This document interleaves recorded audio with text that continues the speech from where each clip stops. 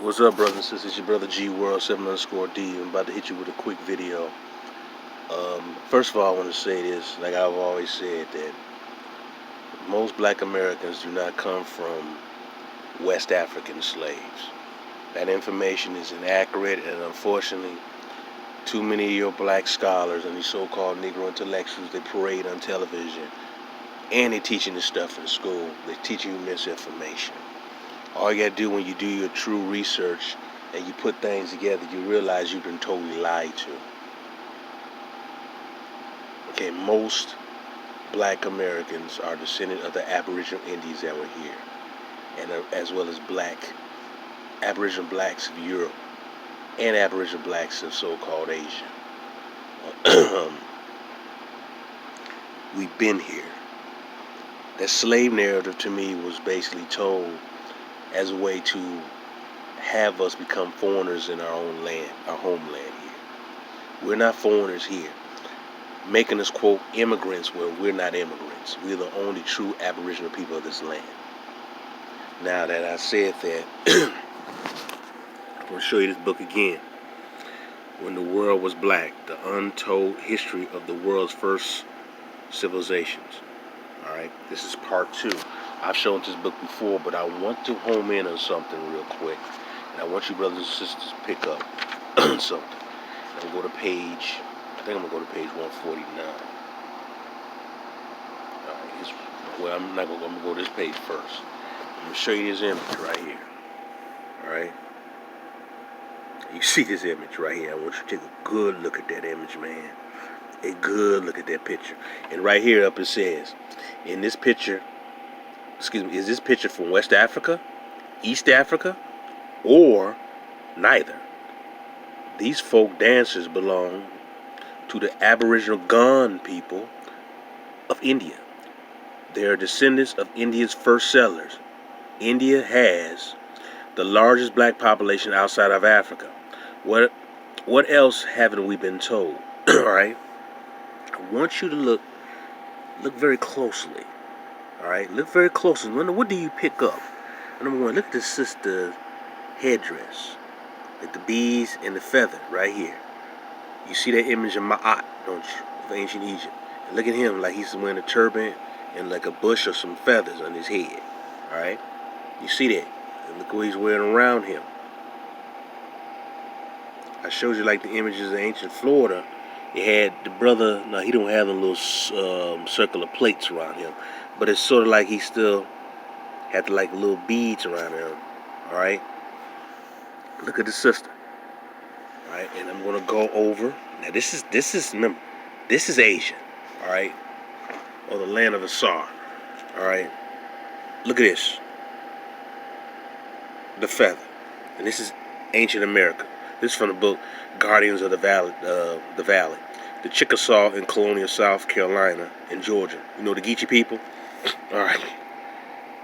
And right here you even see the term the Appalachies. Cheese. Geechee. This stuff is in your face, man. But let me go. Look at the little feather right here. Alright? I'm gonna go back to the sister. Look at the feather on the head. Now, this is not by no damn coincidence. Now look at him with the turban on his head, like. Alright? I'm gonna go to my other book. Even though they whitewash it. Don't you see some similarities, man? Don't you see some similarities, man? Don't you see some similarities?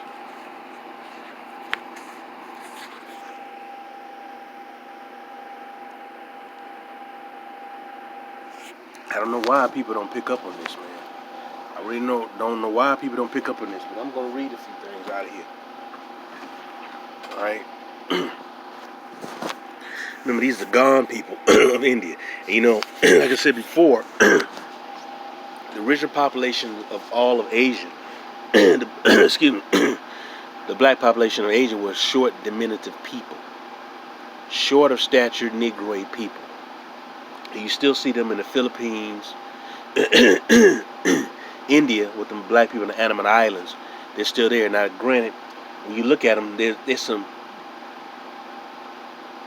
featurely, there's a difference. There's still black people, but there's some facial features, and some of their head structures are a little different from each other.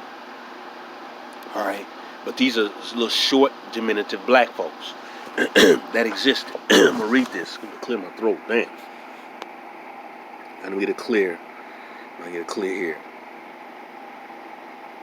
Okay. Okay, I get it clear. Okay. The first black people in India. In his short history of civilization, Professor Lynn Thorndike described the ancient people of India as short black men with almost Negro noses.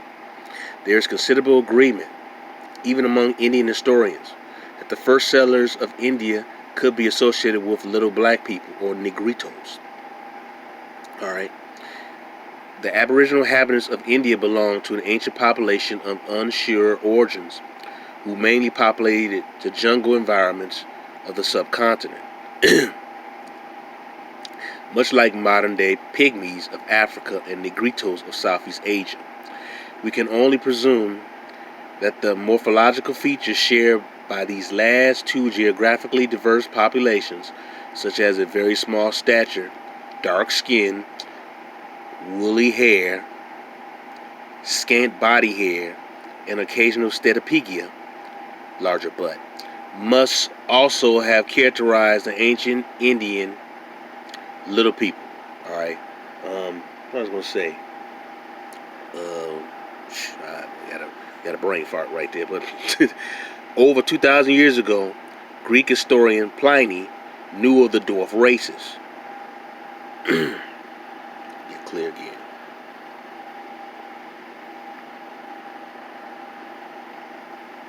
Throughout both Africa and India. All right, he knew of the dwarf race throughout Africa and India, while his colleagues, Megasthenes, placed these people in the center of India. Several other Greek writers mention Indian pygmies living underground, east of the river Ganges, around 400 BC. In the middle of India, there are black men, called the Pygmaiota, or pygmies, who speak the same language as the other inhabitants of the country. They are very short, the tallest being only 2 cubits in height, most of them only 1.5. They are snub-nosed and ugly. Some racist nonsense. But their sheep are no bigger than lambs. The oxen, asses, horses, mules, and other beasts of burden about the size of rams suggest again that they knew how to breed animals. Being very skillful archers, 3,000 of them attend on the king of India. They are very just and have the same laws as the Indians. They hunt the hare and the fox, not with dogs, but with ravens, kites, crows, and eagles. And here's a picture of them again. Alright, here's a picture of them little black folks again. Alright. Here's a picture of them little black folks again. Like I said, look at this headgear. Look at their headgear. And a little feather right there. You see that amongst the black people in ancient India. I showed you the image of the Chickasaw. Alright? Notice the feather right there, man. The one feather in the head here. Alright? The one feather in the head here. Appalachies, Gullah Geechees, Malinche, Tennessee. Come on, man. Damn. It's right there in your face. Alright? I'm going to continue to read a little bit. In other words, these little black people, let me get a clear image. In other words, these little black people had a rich and dynamic culture. They stuck around as a distinct population long enough for the ancient Greek records to be full of references to little black people, and for more recent European and Chinese accounts to cite a negrito presence in India's forest. According to George Weber, at least 8 diminutive black people, DBP, populations are still living in India. These were all pre-Dravidian people, or black people in India before the Dravidians came. In the Negro in the New World, Sir Harry Hamilton Johnston writes, "There can be little doubt that the pre-Dravidian tribes of Niagara Hills, the Kota, the Kurumba, the Arula, and the Badaga, I'm pronouncing it correctly, and of the forests southwest of the Madras, and of Mysore, Cochin, and the Travancore, the Kadir, the Penaya, the Pulaya, the Pulayar, and the Kanayan have a preponderating element of Negro blood. Many of these people are dark colored with kinky or curly hair, and the prognostics and flat nose with thick, everted lips. They have sweaty skin. All right, and I'm going to stop right there because it has the Andaman Islands, and I'm going to show you the Andaman Islanders Negroes. Now they look different from the Negritos you find in the Philippines, but they still are short, diminutive black people. All right, these Negroes on them islands, man, be shooting. You coming in the area, they shoot you with them poison darts, man. If they shot that dude several years ago, we call them Sabalim, these little black people. Leave them alone. Leave these little black people alone. All right, I'm showing you these pictures because it's those type of black people who originally populated the damn planet. But you see, in Australian black people. But you also need to see. Let me get this back in this book. You also need to understand is that these black populations populated the damn planet. All right, here's more images right here in this book of black people in the Pacific. All right, this is ancient Hawaii. These black, look how they rocked and fro, and they had the little pick ass type combs, man. I wish I had a picture of it, like super freaking 1968 Jackson 5 Afro and stuff, man. You see, man, that's what these brothers and sisters wear. Oh, here's the image of the Philippines. He has it in his book. It's the Philippines. Those are obviously Aboriginal black people of that land. All right. I'm mentioning this because I want you brothers and sisters to understand is that how so-called black people, you know, here's a son, knows how they look.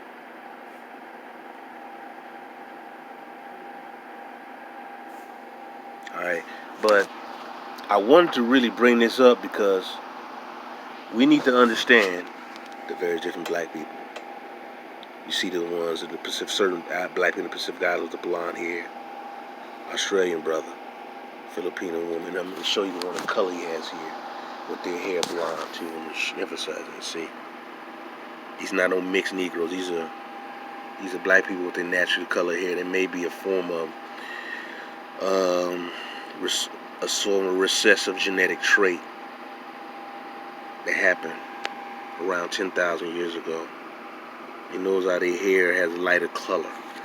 The light was glaring on that one, see. But I emphasize how I showed you the black woman,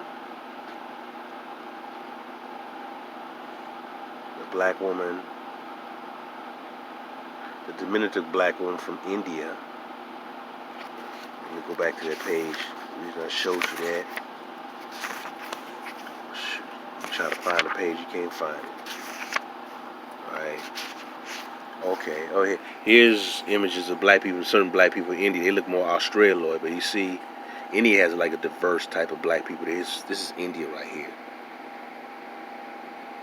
These are Negroes from India. Alright. These are Negroes from India. You see Aboriginal people in India, but yeah. But I want to go back and show you this picture again. And look at their head. Look at the feather right here. You see that amongst a lot of the quote Aboriginal Indians here, because there's always a connection. I told you. I showed you image of the black people in the Philippines had these little raft type boats. They used that to sail the seas, man. These people had a high level of technology where they connected to each other on all continents. And then later on, their technology fell back.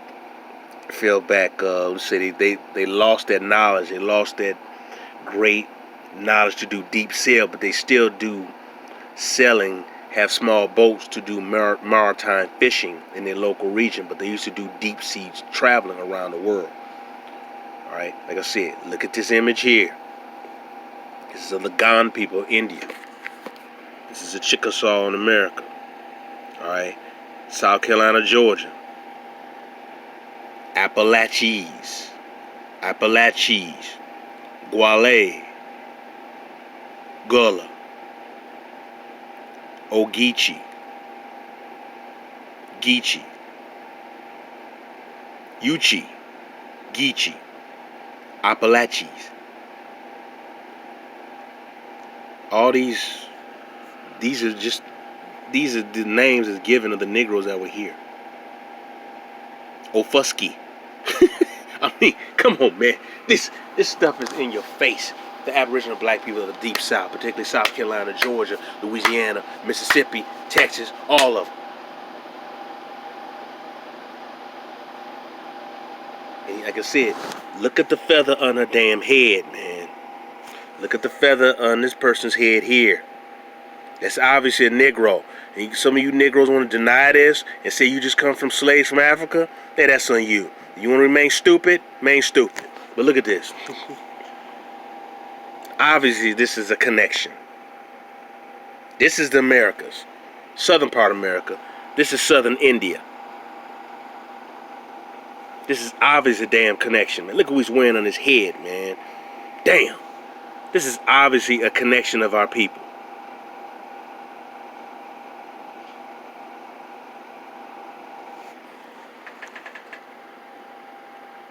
That's why I said our ancestors traveled around the world. Our ancestors did not come from no West African slave trade. That is a damn lie. You need to stop believing in that. And I'm just showing you the connection between from India to the Americas. And there's a large body of water that separates India from the Americas. So that right there tells you that these ancient black people sailed by boat around the world. And they built ships. Some of them had built sophisticated ships. Learning your true history, please. Learning your true history, please. Learning your true history, please. Do not listen to these idiots who just sit there and tell you that you're a slave from Africa, from West Africa. That is inaccurate information. That is totally inaccurate information. You see black folks wearing feathers on damn near every continent, man. Or at least some of them. I've seen these ones in Asia and Africa and Americas wearing feathers on their damn head, man. Doesn't that tell you there's a connection there? That's a connection. So brothers and sisters, you have to understand this. Do not listen to any more of these Negroes who tell you come from slaves from Africa. That's not true. You just reclassify and given a story saying that you are a foreigner in a land that you never were a foreigner. And you do these goofy DNA tests. All they want to do is say that you're not from here. I just connected what a head wrap that is worn in India that you see some people in Africa wearing, and it was worn here in the Americas. There was obviously a connection because black people ruled Africa, Asia, and America. Remember I told you about the Zola dog, right? Anubis. You see that image of it in America. You see it. You see the people carry the dog in. You see the image in Africa. You see the people have that dog in the Americas, Mexico particularly, and then supposedly dog came out of Asia. Africa, Asia, and America. There was a connection because black people ruled all lands. You have to understand that, brothers and sisters. This is simple knowledge. I study this stuff and I pay attention to it, and I pay attention to these small details. This is our history globally. And like I said, look at the headwear he's wearing. Look at the headwear she's wearing. Look at it very closely. These are obviously Negroes. Don't let no white anthropologist try to tell you, oh, they are of a different race. That's nonsense. Your ancestors were not brought over here as no damn slaves. I repeat, your ancestors were not brought over here as no damn slaves. They were already here. They were already here. They were already here. Black Americans are not Africans, but there's a connection to black people who are so-called African. I'll make this clear. There's a connection. We're not of a, quote, different race. They're black, we're black. There was always a constant trade and movement, and even war amongst each other. So they came and said over here, we went over there and said it was always movement and trade and trading ideas. Why would you have these headwear that are very similar in different land areas? Because there was always constantly building and trading, like I just said, amongst each other, and knowledge being spread amongst each other. Peace and love, brothers and sisters, man. That's some information I want to kick. Continue to study your history. Continue to learn your true history. Don't believe in these lies. We do not come from no slave trade. And these Pan-Africans need to wake up and start getting new information and stop bamboozling our people. Peace and love.